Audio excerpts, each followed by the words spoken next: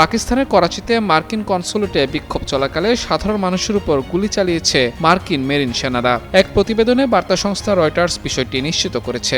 যুক্তরাষ্ট্র ও ইসরায়েলের যৌথ হামলায় গত শনিবার ইরানের সর্বোচ্চ নেতা আয়াতুল্লাহ আলী খামেনি নিহত হওয়ার পর পাকিস্তানের বিভিন্ন অংশে বিক্ষোভ ছড়িয়ে পড়ে। এরই জেরে করাচিতে মার্কিন কনসুলেটে তাণ্ডব চালায় শত শত পাকিস্তানি। সেখানে পুলিশের সঙ্গে সংঘাতে অন্তত 10 জন বিক্ষোভকারী নিহত হন। সেই বিক্ষোভে মার্কিন মেরিন সেনারাও গুলি চালায়। তবে রয়টার্স বলছে, মার্কিন মেরিন সেনাদের ছোড়া গুলিতে কেউ হতাহত হয়েছে কিনা তা স্পষ্ট নয়।